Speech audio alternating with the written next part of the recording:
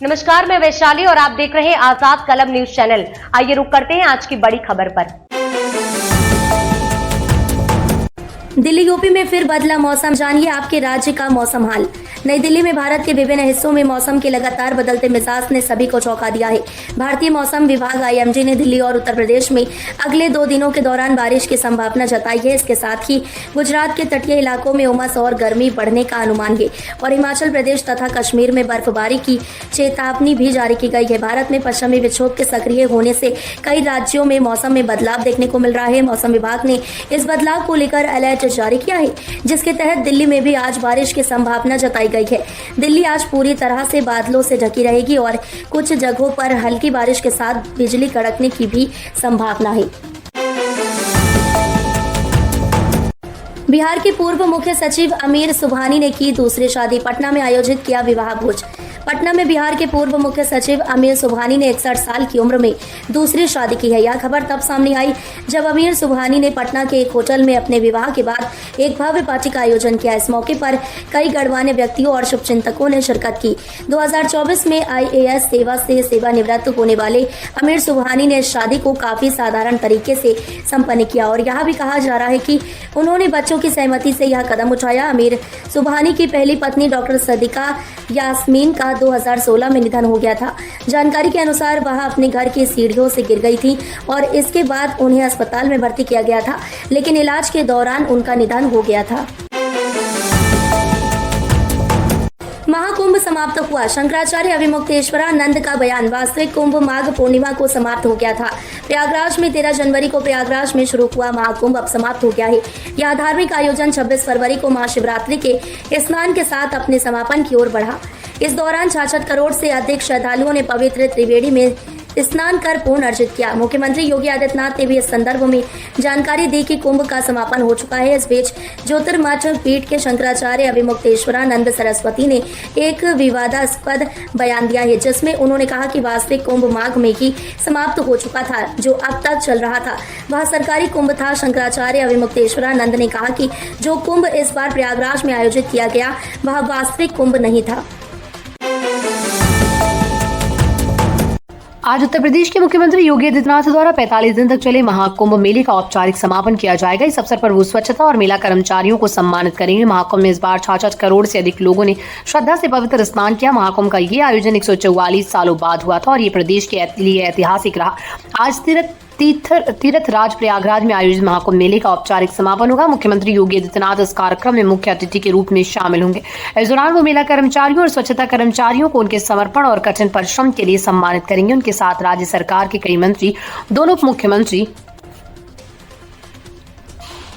और रेल मंत्री अश्विनी वैष्णव भी उपस्थित रहेंगे। रेल मंत्री 9 बजे प्रयागराज पहुंचेंगे और महाकुंभ के दौरान उत्कृष्ट कार्य करने वाले कर्मचारियों को सम्मानित करेंगे।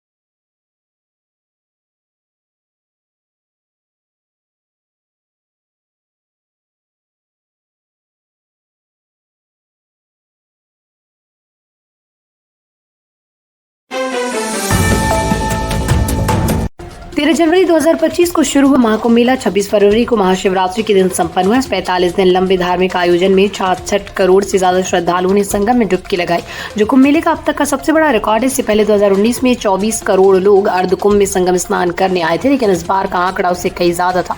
महाकुंभ मेला एक ऐसा आयोजन है जहाँ न केवल भारत के विभिन्न हिस्सों से लोग आते हैं, बल्कि विदेशों से भी श्रद्धालु इस पवित्र स्नान में भाग लेने के लिए प्रयागराज पहुंचे। इस बार 66 करोड़ लोग इस महाआयोजन का हिस्सा बने, जिसमें 15 करोड़ लोग निजी विमानों, 2800 नियमित फ्लाइट्स और 13,830 ट्रेनों के जरिए पहुंचे। ये संख्या पूरी दुनिया में केवल चीन और भारत की संख्या से कम है। इंग्लैंड क्रिकेट टीम के लिए 2025 की चैंपियंस ट्रॉफी का सफर बहुत निराशाजनक रहा। इंग्लैंड को अफगानिस्तान के खिलाफ 8 रन से हार का सामना करना पड़ा, जिसके साथ उनकी चैंपियंस ट्रॉफी से बाहर होने की संभावना पक्की हो गई। इस हार के साथ इंग्लैंड का टूर्नामेंट में सफर खत्म हो गया और अफगानिस्तान ने अपनी पहली चैंपियंस ट्रॉफी जीत दर्ज की। इस हार के बाद इंग्लैंड की टीम और उसके खिलाड़ियों को एक बड़ा पाठ सीखने की आवश्यकता है। इंग्लैंड की हार का मुख्य कारण अफगानिस्तान के बल्लेबाजों और गेंदबाजों का शानदार प्रदर्शन था। अफगानिस्तान ने पहले बल्लेबाजी करते हुए इंग्लैंड के सामने 325 रनों का लक्ष्य रखा, जिसमें इब्राहिम जादरान ने 177 रन की शानदार पारी खेली। इंग्लैंड के गेंदबाजों ने खराब प्रदर्शन किया और 50 ओवर में 325 रन दिए, जिनसे ये स्पष्ट हो गया कि इंग्लैंड की टीम ने इस मुकाबले में ठीक से योजना नहीं बनाई थी।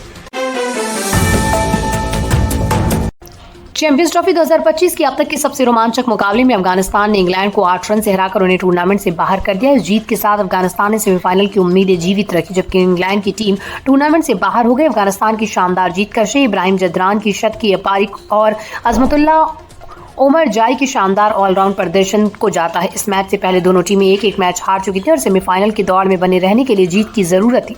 अफगानिस्तान इस मुकाबले को शानदार तरीके से जीता और इंग्लैंड के टूर्नामेंट से बाहर होने की वजह बनी। इंग्लैंड को पहले ऑस्ट्रेलिया से हार का सामना करना पड़ा और इस मैच में भी हार के बाद जोस बटलर की टीम टूर्नामेंट से बाहर हो गई। ये इंग्लैंड के लिए एक बड़ा झटका था, खासकर वर्ल्ड कप 2023 के बाद अफगानिस्तान ने इंग्लैंड को दूसरी बार हराया है। तक के लिए बस इतना ही। फिर होगी आपसे मुलाकात ऐसी एक और बड़ी खबर के साथ। तब तक के लिए नमस्कार। देखते रहिए आजाद कलम न्यूज चैनल। देश की आवाज ऐसी ही लेटेस्ट अपडेट्स के लिए हमारे चैनल को सब्सक्राइब और तुरंत नोटिफिकेशन पाने के लिए बेल आइकन प्रेस करना ना भूलें। यदि आप हमें फेसबुक के माध्यम से देख रहे हैं तो हमारे पेज को फॉलो जरूर करें। धन्यवाद।